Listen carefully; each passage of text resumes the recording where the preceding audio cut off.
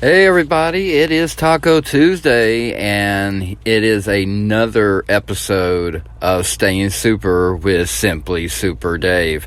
I'm glad to be here. It is Tuesday morning. I'm just getting done with my grind for the morning. I start in the mid hours of the mornings while it's still dark. So I'm out there before the traffic hits. But yeah, I love my job. It keeps me low to the ground. I like being the way I do, like the advantage. I hate working, but I must do something for a living, and this is one of those jobs I really enjoy. During the time of 2020, while everybody else was stuck in the house, good old SimplySuperDave was out there running around in the streets still, because I do delivery to retail grocery stores. So as long as the grocery store is open, I'm running. That's how it goes. But the great thing about it is I do keep up with the low man on the ground, the person at the bottom of the list, the ones that are doing everything that people in offices and different states far, far away are making decisions about, So when crazy stuff like things that happened in 2020, it was weird to be the only one going to work every day. At least, what I meant. Everybody ended up working from home at that point, but you know what I meant, So, yeah, I never stayed home. But we're not going to dwell into that, because I have a different, opinion about that experience, since I can speak for myself, But I realized a long time ago that I don't need TV media to be told what's going on. If I could just get the news story and then get actual people's opinions about how they feel about what's happening, based on the facts that are given, those are usually the best ways to tell, how people really feel about things. And not the opinion and narratives of paid professionals or multi-million-dollar people that are locked in a contract to have to say things that they may not agree or disagree with. And that's why you got to respect people like Dave Chappelle, for example. I know that he, one Dave to another, but I love how he, did what he did, because it was worth the sacrifice in the long run.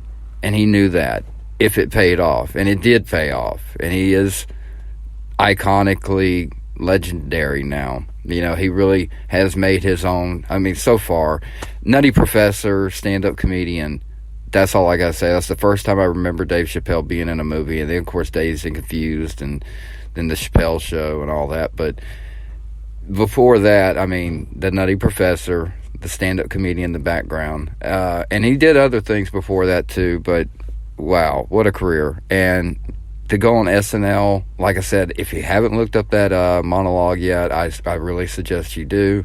He is just hilarious, tells the truth, and nails it perfectly. He's just the best comedian out there, really the top of his game. And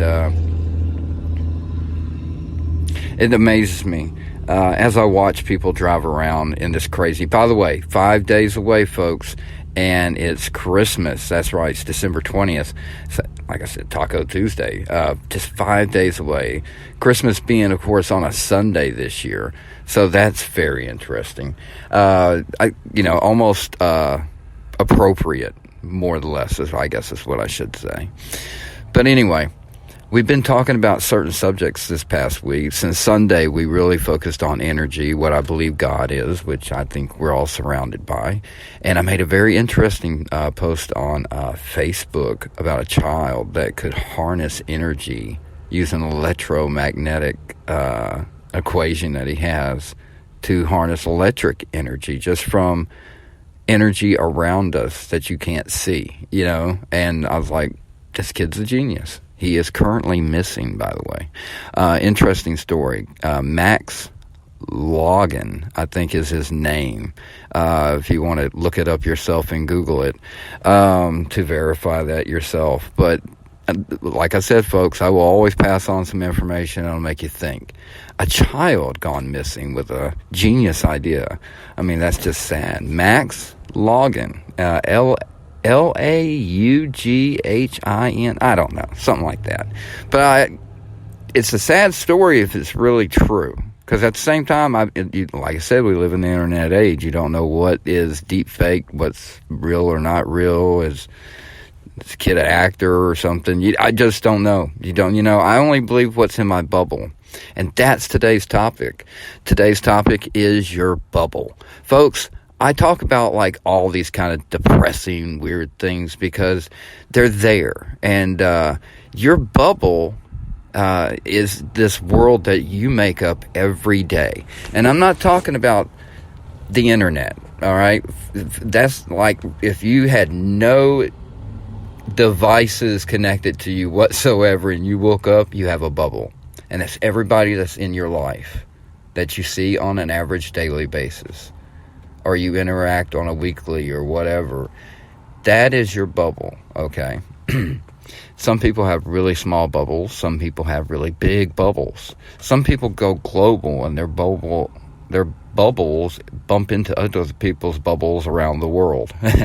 My bubble only expands not very big, all right? I'm very reclusive. I think I've mentioned that before in my previous podcast, but I am a recluse. So I'm a very private person. But once you put me out and I know you a little bit, I do open up because I have a very active mind. And because of that, I have a lot of thoughts. So if you ever turn on the faucet or if you ever get the faucet unplugged, you will hear a lot of verbal garage of ideas from this crazy mind of mine. And the bubble is a theory I have where you have control about what's in your bubble. It's really up to you. I know you may be raised with certain standards or religions and upbringings and traditions and country backgrounds or empowerments or motivations for whatever movement that you're involved in or what you believe you fought for or whatever. But and you can fill that up with in your bubble, or you can keep your bubble small and little. And you have minimalists, the people out there that have very little material things in their lives and they just kind of live, and I really respect that. I really idolize. I don't think I could ever fully take that step, but it is very interesting, and I don't know. That is, you never know where I might end up. But anyway, that's a bubble choice I could have there. But you can also protect yourself about what you put in your bubble, like the internet, for example. And I mention all those traditions and things because really, when it comes down to it, when you wake up every day, you're only living in the moment. And there is no rules. There really isn't. Is that air that you're breathing? Movie reference, if you're good. Life is what you make it, and it's all about your perspective on it. You can choose to be, like I said before, living in the moment. Either you can be stuck in the past, reliving like something that tragically happened to you or something that you did that you can't get over. I get that. And there's always a time period of dealing with it. But at some point, after some amount of time, you have to move forward. So we've all been stuck in a moment, I believe. And I think we've all been caught daydreaming. And when life smacks you in the face and goes, that's not how this is going to go. And that's a harsh reality when daydreams don't work out.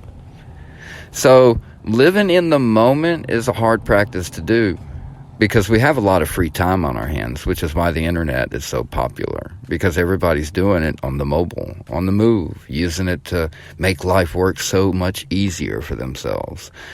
It's a drastically different society than it was supposed to be before the internet was there, if you see what I'm saying. So when you look back in history books, and the further we get away from the late 80s and 90s when the internet was discovered, and of course the 90s when that all blew up, but That's going to be the invention of the internet is going to be a historical time period where we all look back and go, that changed the human race. It really did. And I'll give you a hint of a future episode, and maybe I'll do this one tonight. I don't know. No, we'll wait for Sunday on that one. All right, but it'll have to do with the mark of the beast. I know that sounds spooky. But think of it like this, okay? It has to be something that we would all want. I know people say, watch out for the chip and all that, blah, blah. Social Security number back in the day was supposed to be the mark of the beast. I mean, but if there really was a legit mark of the beast, the devil wouldn't present it to you as something that you would be scared of. The devil always works in what ways? Ways that he knows that you could not turn down. So it would be something that you would even want and desire and need to have in your life. That's all I got to say. And we'll talk about that. Maybe I'll just do that one tonight as a Dark Night episode. But anyway, right now, though, I just want to say that the idea that life is uncontrollable is because you just don't have control about what's in your bubble. You have to be protective about your bubble. And if you aren't, you can be misled and your bubble can float out into the infinite of nothingness. Some people can guide their bubbles.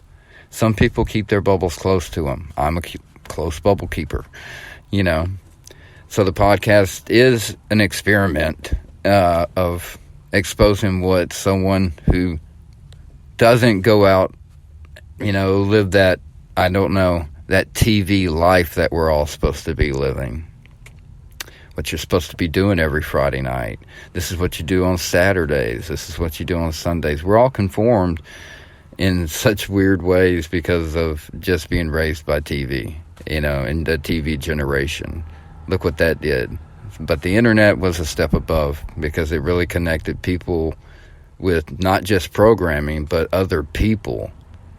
I don't know. It's really amazing this world's crazy. It really is. And that's why I wanted to do the podcast, to let people know, average people out there that think about the same things I do. Like, you have to question everything. You have to see what comes in your bubble and say, okay, this is good. It's run its course. It's time to go out. Or you find out this isn't what it was meant to be. And then you got to cut it out. Remember, it's your bubble. You got to protect that bubble. You got to make sure what's ever in that bubble that you care about, you give it 100%. And if you don't have what other people consider what 100% is, then, that's their loss. But if you give everything 100% of whatever you got left in the tank, then you're doing good enough, regardless of what anybody judges in you. Remember that. It's all about how you feel at the end of the day when you lay your head down on a pillow. If you feel good about it, you feel like you did the right thing, even if you were a lone voice, then do that. There is no rules. There's no report card at the end. You got to live life the way you see fit, because it's only what you do out of your weirdness, out of your what everybody else may think is crazy, that might be the thing you need to do. Just to say, at the end of the day, when you can't do anything anymore, you did it when you could. Just advice to the younger generation, especially if your bodies break down a little bit quicker on most, Kind of miss playing basketball sometimes. But anyway, those are memories.